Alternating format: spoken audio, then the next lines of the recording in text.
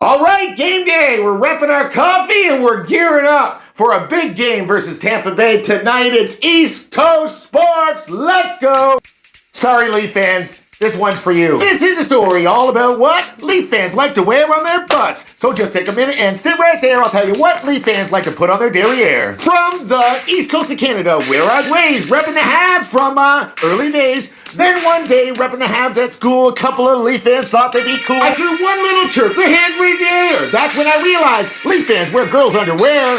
They kept throwing punches, maybe 6 or 7. I'm pretty sure the buddy's name was Kevin. All I know is that I didn't care. Leaf fans wear women's underwear.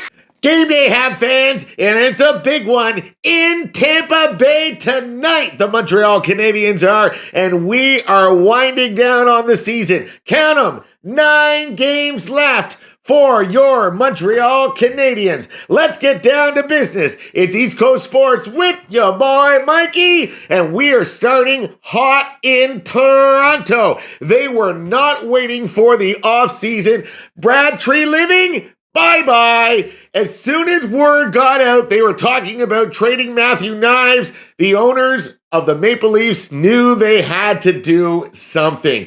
We seen this guy work last trade deadline. He is an absolute loser. I'm sorry. I'm a Habs fan, but I will stick up for you, Leaf fans.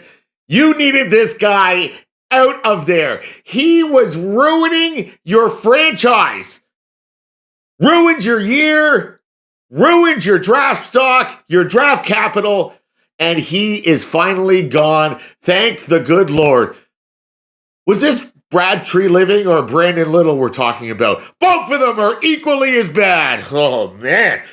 Not a Blue Jays show, Mikey. Not a Blue Jays show. Speaking of the Toronto Maple Leafs, I would gotta say something to our boy Max Domi. Maximum, you are an absolute beauty, buddy. That is how you do it. Took it to Gudas yesterday, right from the opening period. Would not let up. It was boom, boom, boom, boom, boom. Max looked like his daddy Ty last night, and I'm sure all Leaf fans were extremely happy how it went. Maybe not happy getting the 2 points. You're 4 points back of the 5th worst overall record, and you're going to need a few more losses if you want that draft lottery to be any relevance to you. Elsewhere in the NHL last night, Colorado was all over Calgary. Nathan McKinnon scored 1 goal, so he is 3 goals up on our boy Cole Caulfield for the Rockets Richard Trophy. And let's hope this isn't serious. Cale Makar left that game with discomfort, and I don't know. If I was Colorado, I'd probably sit old Cale boy till the playoff time. Speaking of playoffs, who are we going to play? Buffalo, Tampa, Boston, Carolina. We don't know because there's so much jockeying back and forth from now until then. Tonight's game is huge. That is a understatement to say the least. We're in Tampa Bay. We have to play Tampa twice more, including tonight, in the next 9 games. Those are the only division games we have left to worry about is Tampa Bay. And guess what, Habs fans? Realistically, we're only 4 points back of Tampa and Buffalo. If you tell me, if you think the Habs do not have a chance to win the Atlantic, then get the hell out of here. I'm telling you, we might not ever lose again. In fact, we will never lose again. Maybe a little bit of an overreaction, but we're not losing tonight, baby. We got our boy Jakub Dobeš in the net tonight. Hasn't been confirmed yet, but tell me what. Tell me what you would say if you weren't going to start Jakub Dobeš.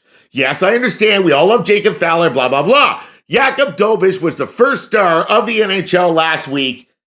He deserves the net. He's going to get the net. He will start game 1 of the playoffs. And let's go streaking, my boy, because you are still in the conversation for Rookie of the Year. 30-second sidebar here. I know. Matthew Schaefer is going to win Rookie of the Year. Listen, I know you hear my crazy bets, but I'm not really that dumb. Maybe an idiot, but not dumb. Come on. Matthew Schaefer will win Rookie of the Year. I'm giving my case for Jakub Dobiš. Because guess what? The New York Islanders have not clinched the playoff spot yet, have they? So are you really going to give this an award to a person who can't even bring his team to the playoffs? When you have a goaltender that is playing streaking hot down the stretch, and I'm going to include the next 5 or 6 wins because he ain't losing again, boys. Does Jakub Dobiš get some consideration for the Calder Trophy? That question is to you. Let me know in the comments section.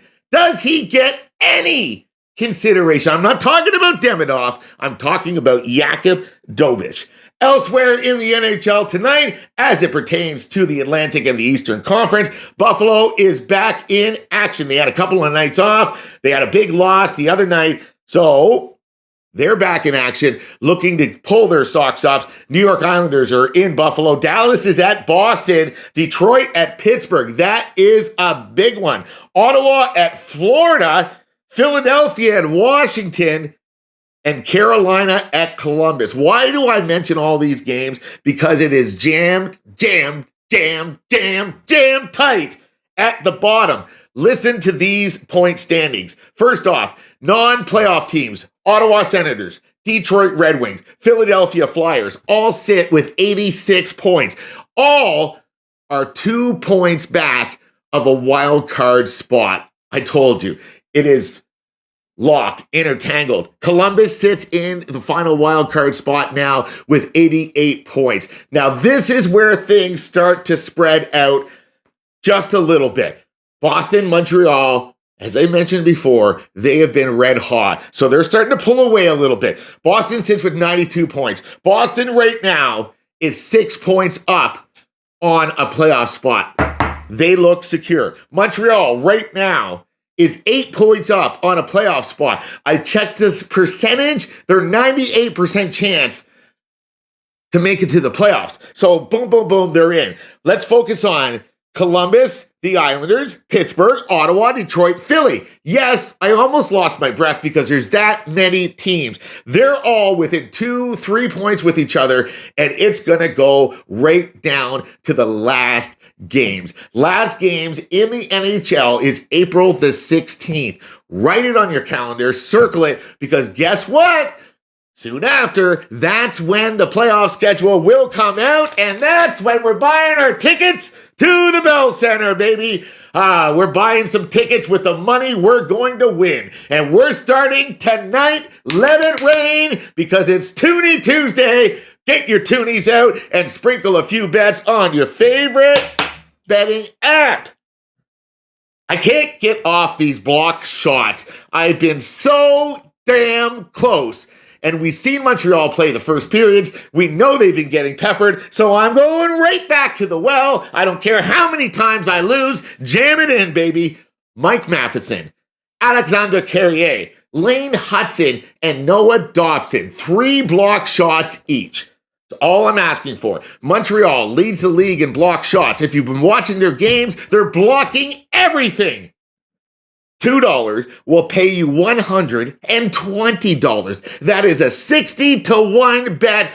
Write it down, mark it, do something. It's the safest bet in the world. And if you can't get to that level of safeness, then maybe I'll slide down just a little bit. I got just a little bit of a safer one for you. Shots on goal, Noah Dobson, Nick Suzuki, 2 shots each. Zachary Bolduc and Oliver Kapanen with 1 shot each. Put a toonie on there. It pays you about $9. That's what we call building our account back up, being able to afford our coffees and, well, maybe a bet from time to time. You have yourself a great day. Game day. Let's get hyped up, baby. Go Habs, go! Go Habs, go! Go Habs, go!